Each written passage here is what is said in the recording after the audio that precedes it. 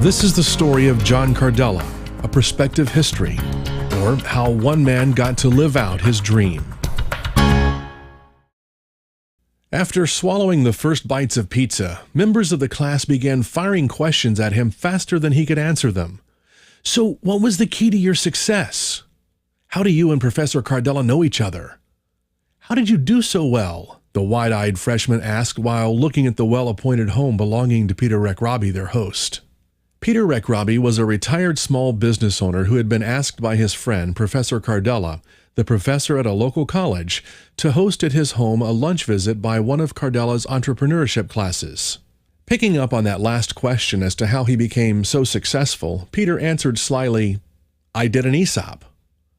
When the requisite looks of confusion crept over the faces of his charges and the cacophony of end-to-end questions died down, Peter continued, "About 8 years ago, I went to a general information meeting to learn about something called the Alternative Board and decided to join."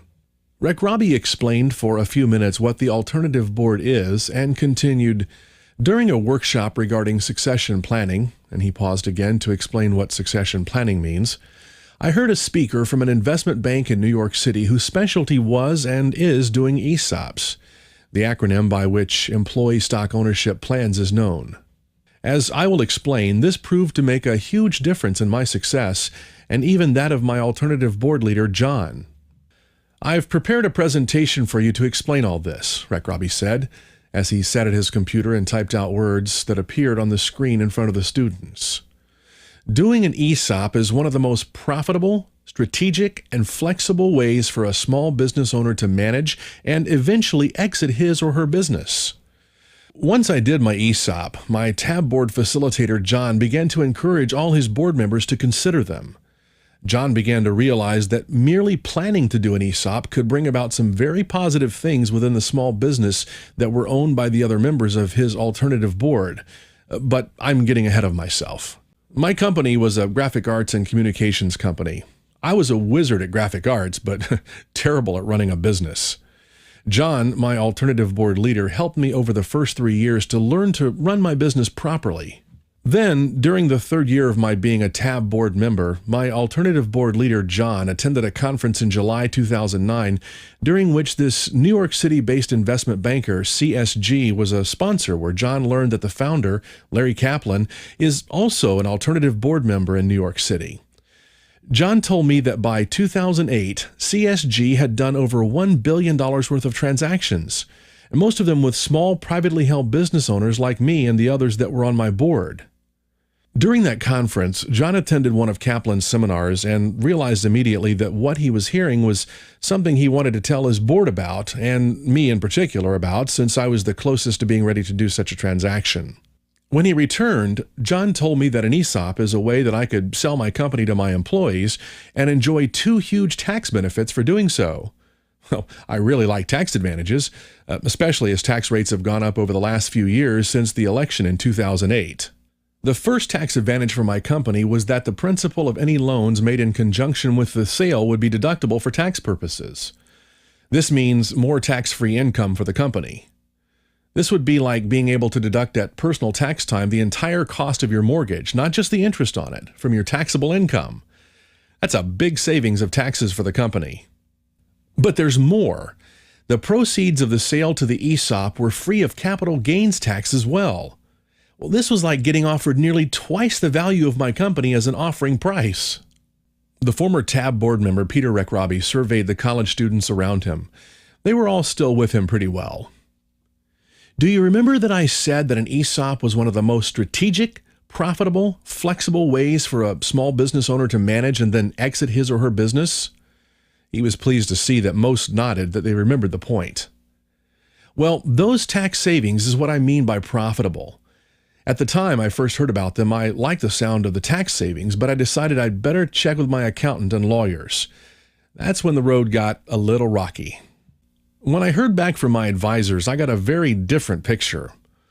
I put together my list of objections that my lawyer and accountant gave me and sent a rather terse and even angry email to John.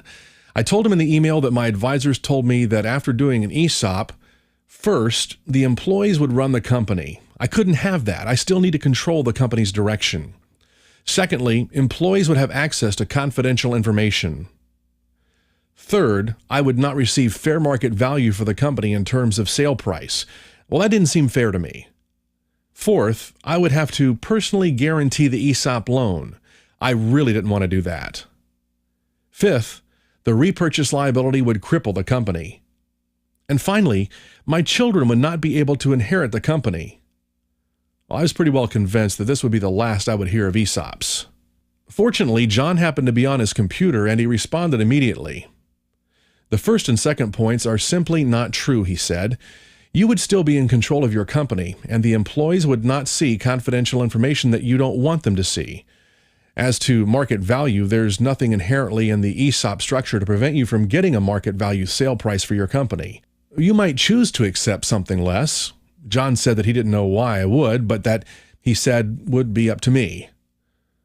John pointed out that I didn't plan on borrowing from the bank, so that the guarantee point was moot. But like the concern about getting something less than market value for my company, there's nothing inherent in the ESOP structure that requires a personal guarantee.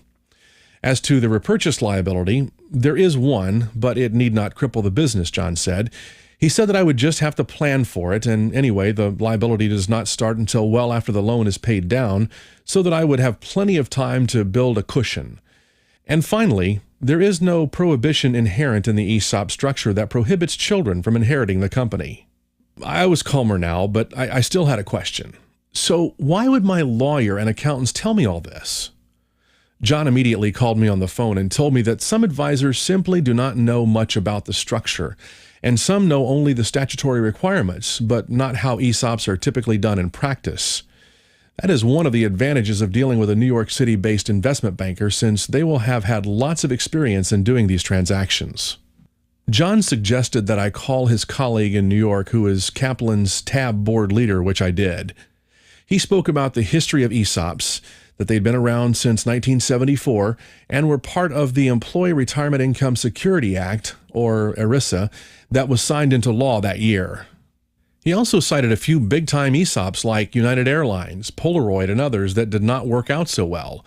But he pointed out that they were structured aggressively with a lot of debt, while 80% of the ESOPs done were with small business owners, most using the structure to exit their business. Unfortunately, what most people hear about are the large, poorly structured deals, not the many successful ones that are done for smaller companies. John's colleague also explained the requirements for ESOPs, that the company needs $1.5 to $2 million in EBITDA to have this make sense, that there's a repurchase obligation, which I had already heard about from John, and that there were some record-keeping issues as fiduciary that one had to comply with. So I decided to do the ESOP. Rick Robbie glanced around the room of college students. Do you remember that in addition to being profitable, I said that the ESOP was strategic? Again, the students nodded. Well, this is where my alternative board leader really helped me out most of all. As I explained later to a few members of my board, John had suggested that I establish as a goal in strategic business leadership successfully completing an ESOP. He also suggested that I announce this to my employees. I cannot tell you how excited they got. They became highly motivated, and the company also met the ESOP targets early. The fact that we had that goal also helped in recruiting to get the best possible people. This idea of John's was so successful that I had to hire him to help me implement some of the hiring and training. Not long after closing on the ESOP transaction, my alternative board leader, John, asked me to do what we called a company spotlight at our next board meeting, where I shared what we had accomplished. One student raised her hand and simultaneously said, "Well, you also said that doing an ESOP was flexible. How is that?" "Oh, that too was a big advantage," said Rick Robbie. After doing the ESOP, I made 2 more small acquisitions, since in each case I thought the leader could be my successor. As it turned out, I instead decided on a woman who had been with me a long time. Now, with any other kind of exit plan, I would not have had this kind of flexibility, the flexibility that allowed me to do these acquisitions and think about whether their leaders could be my successor, and then change my mind. That's great flexibility. Another student raised her hand and said, "It sounds like your alternative board leader, John, was a big help to you. Whatever happened to him?" Rick Robbie smiled and looked at the students looking at him, and they were smiling too. He thought they had figured it out as well. Well, after I did my ESOP, John helped 3 more board members do an ESOP. Shortly afterwards, John decided to retire from being an alternative board leader and do what he had always dreamed about doing, teaching business at a local college. So why don't you tell them yourself, Professor John Cardela? How do you like teaching after being such a successful alternative board leader? If you'd like to learn how to make ESOPs an important element of your board members' exit planning, call Bill Barker on his cell phone at 917-287-0480. Make Cardela's story your story.